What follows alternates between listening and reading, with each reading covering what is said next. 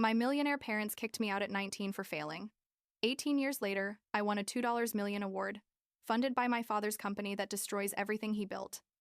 I'm 37 years old. I'm a professor at Cambridge, and I have a PhD in environmental chemistry. And 3 weeks ago, something happened that basically forced me to confront ghosts I'd buried almost 2 decades ago. I was at a gala, one of those where they give you an award and make you feel uncomfortable with all the formality, when suddenly I saw the two people I'd worked hardest to forget. But I guess to understand why that moment was so fucking complicated, I need to go back pretty far, like to when I was 17 years old and basically everything in my life started falling apart. I grew up in one of those families where everything looks perfect from the outside, My father, Mr. Carlson, owned Mosaic, this huge fertilizer company that's literally worth millions, and my mother was one of those women who organize charity events and wear dresses that cost more than most people's monthly rent. We lived in a ridiculously big house. I went to an expensive private school. I had everything a teenager supposedly could want. Except none of that mattered shit because my parents basically measured me with an impossible standard to reach. And when I started failing to meet their perfect expectations, let's just say things got really ugly really fast. It all started junior year of high school. I think I was like 16, almost 17, when I began falling into a deep depression. It wasn't dramatic at first. I mean, it's not like one day I woke up and decided to be depressed. It was more like a gradual sinking, where every day it got harder to get out of bed, go to classes, pretend I cared about anything. My grades, which had always been decent, like BS and some As, started plummeting. I went from being an average student to basically failing half my classes, and my parents, instead of asking what was wrong with me or if I needed help, I just yelled at me about how I was ruining my future and embarrassing them in front of their golf club friends or whatever. My mother, especially, was brutal with her comments. I remember perfectly when the grades came in for the second semester that year. She looked at them, looked at me, and said something like, "I can't believe this is my daughter. Your cousin Rachel got all A's and she's applying to Yale, and you can't even pass basic algebra." There was no concern in her voice. You know what I mean? Just pure disappointment and shame, like I was a failed project that reflected badly on her. My father was the same but quieter about it. He just avoided me, like my failure was contagious or something. The only person in my entire family who seemed to see me as a human being and not as an extension of their reputation was my Aunt Lydia, my mother's younger sister. Aunt Lydia was like the black sheep of the family. She'd studied art instead of something practical, lived in a small apartment instead of a mansion, had tattoos my mother considered vulgar. She was the only one who called to ask how I really was, not just about my grades. When I told her I felt like I was drowning all the time, she suggested I talk to my parents about seeing a therapist. But when I mentioned it at home, my mother literally laughed and said therapy was for weak people who couldn't handle their problems, and that all I needed was to stop being lazy and start studying. A senior year of high school was a total disaster. I managed to graduate, but barely. And when it came time to apply to colleges, the situation became unbearable. My parents had this vision where I was going to go to Harvard or Yale or Princeton, pursue some impressive career like law or medicine, and eventually marry someone from their social circle who had the right last name and the right bank account. But with my grades destroyed and my mental health in the gutter, the only universities that accepted me were a couple of mediocre state schools and the local community college. When I showed them my acceptance letters, my father simply said, "This is unacceptable." And my mother added that she'd rather have no daughter than have one who went to community college. And then came that day. I was 19 years old, newly turned. It was like July, I think, a month after I graduated high school. I was in my room when my father came in without knocking, something he never did. And he told me in that cold voice he used to fire employees, "You have until tomorrow to pack your things and get out of this house." I thought he was joking at first, but his face was completely serious. I asked him if he was serious, and he just repeated, "I'm not going to finance failure.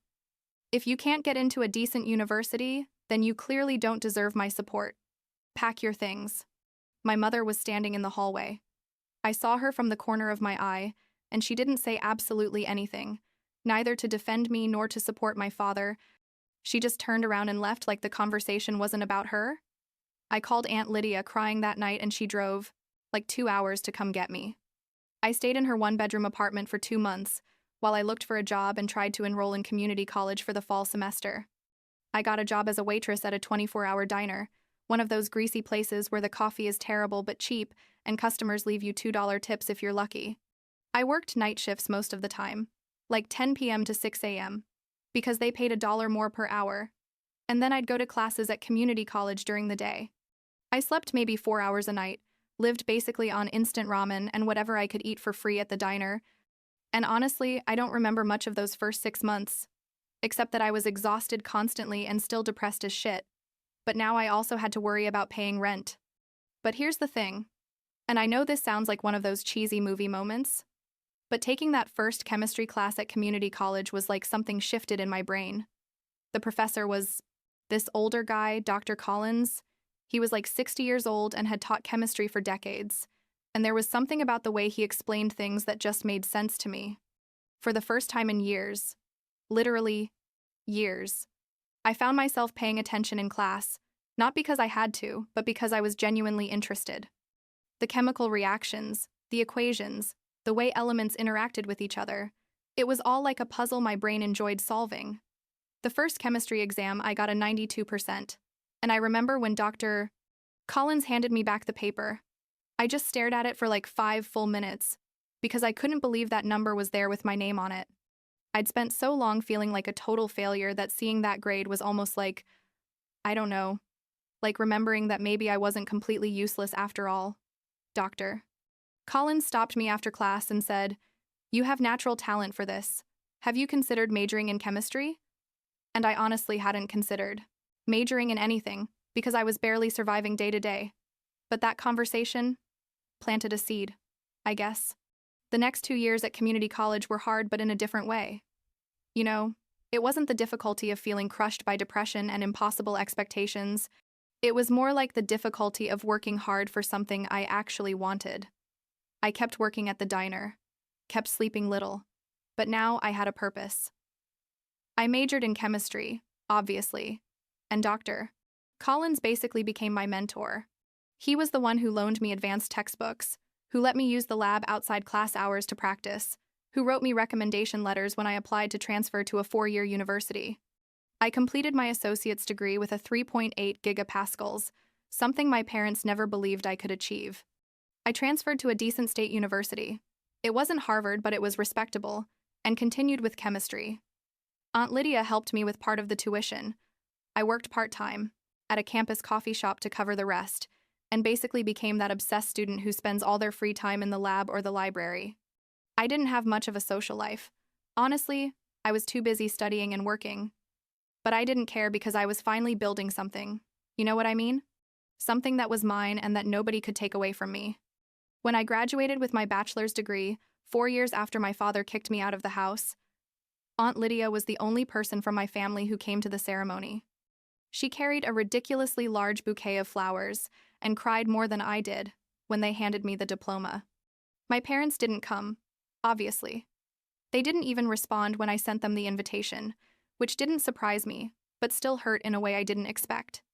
I thought that maybe, just maybe, they'd be proud or at least curious to see that I'd managed to graduate despite everything, but nothing. Total silence. After graduating, Dr. Collins, who had kept in contact with me all that time, recommended me for a research opportunity at Oxford. At Oxford, like in England, like at one of the most prestigious universities in the world. At first, I thought it was a joke or that there was some mistake, but he insisted that my work in environmental chemistry was exactly what the research department was looking for. I applied without telling anyone, except Aunt Lydia, because I was too afraid it wouldn't work out and having to deal with another disappointment. But turns out I got accepted. They gave me a research position with full funding to do a master's and eventually a PhD. I moved to England like 2 months later, at 25 years old, with 2 suitcases and basically no plan except to study chemistry and see what happened. I didn't tell my parents I was leaving the country. We'd gone like 5 years without talking at that point anyway.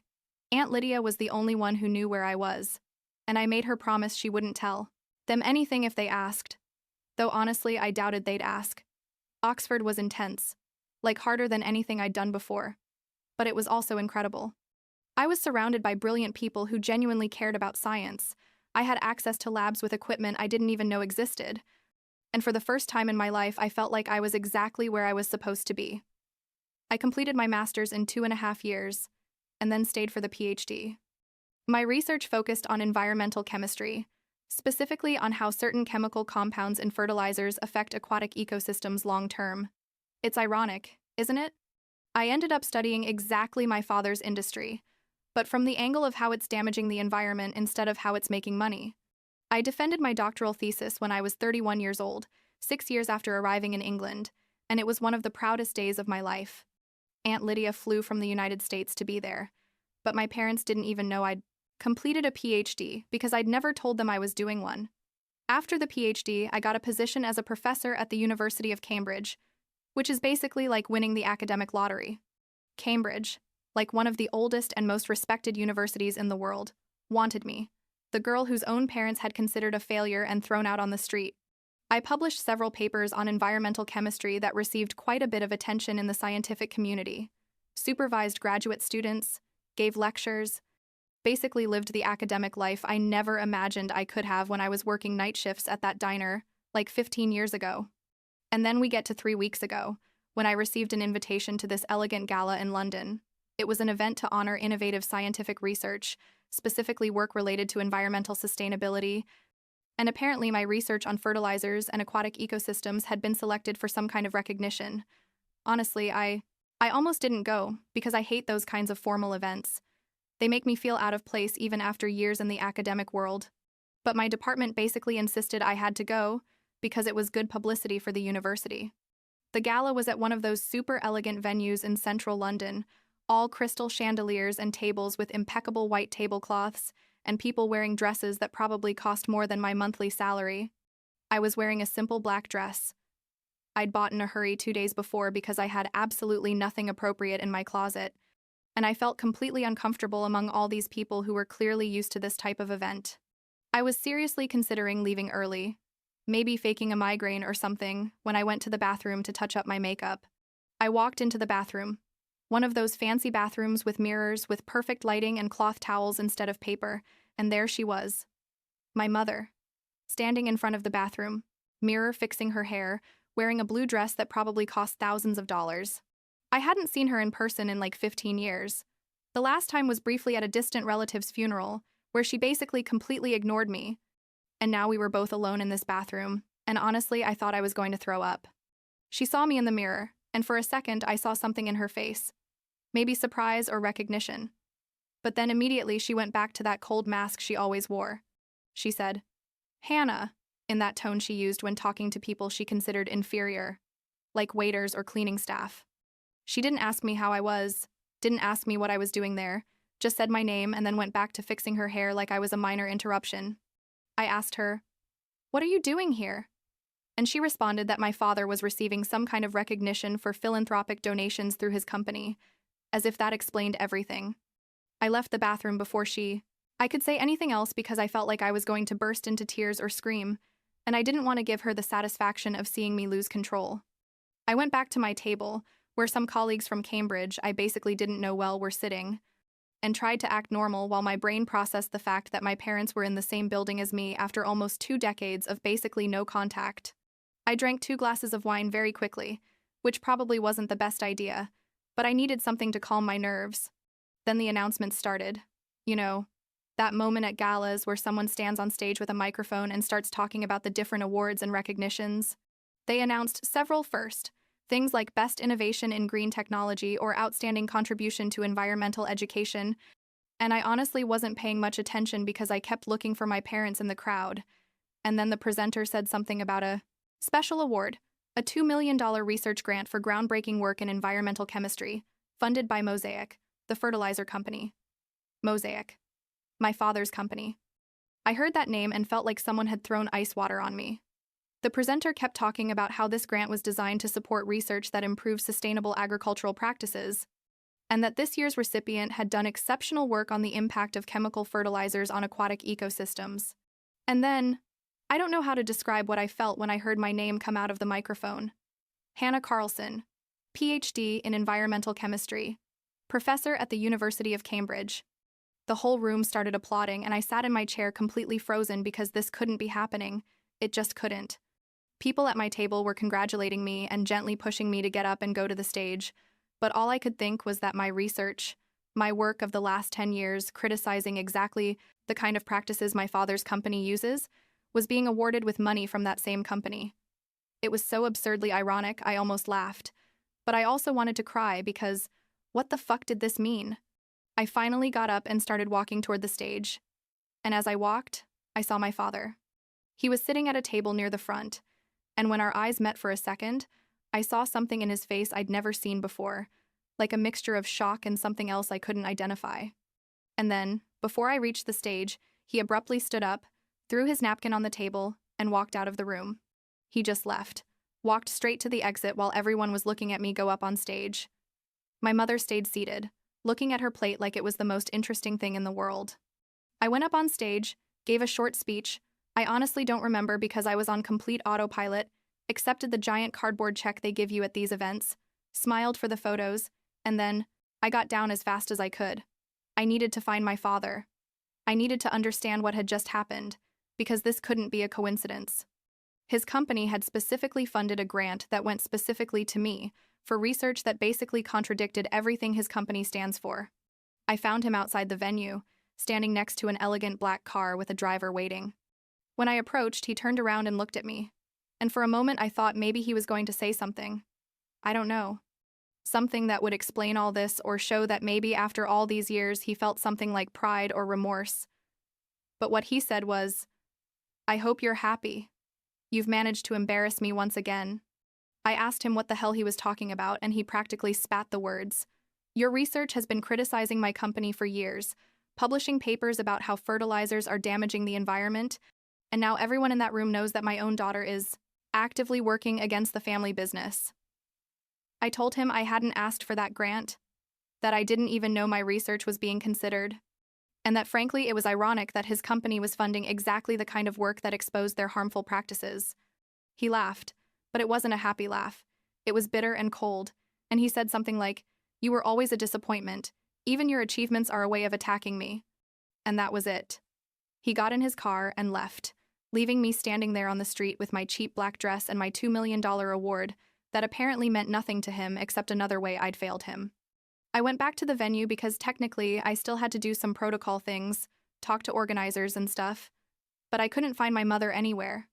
Apparently she'd left too at some point while I was outside, and that was the last time I saw my parents, 3 weeks ago, at that gala where everything felt like a surreal nightmare, where your greatest professional achievement becomes another reminder that you'll never be enough for certain people no matter what you do. After thinking about it for several days, I made a decision. I donated the entire $2 million to a scholarship fund. I established myself for low-income students who want to study science but don't have the financial or family support to do it. Students like me at 19, working at diners and trying to pay for community college. I didn't want that money. I didn't want anything that came from my father or his company, but I did want something good to come out of this whole mess. Aunt Lydia called me last week. Apparently my mother had told her about the gala. She asked me how I felt about everything, and honestly, I didn't know what to tell her. I told her I was fine, that I was proud of my work regardless of what my parents thought, and that's mostly true. But there's also a part of me, a small stupid part I thought I'd gotten over years ago, that still hurts when I think about my father's face outside the venue, about how my greatest professional achievement was just another disappointment to him. I guess it doesn't matter how many degrees you get or how many awards you win. That wound of parental rejection never completely heals. You just learn to live with it.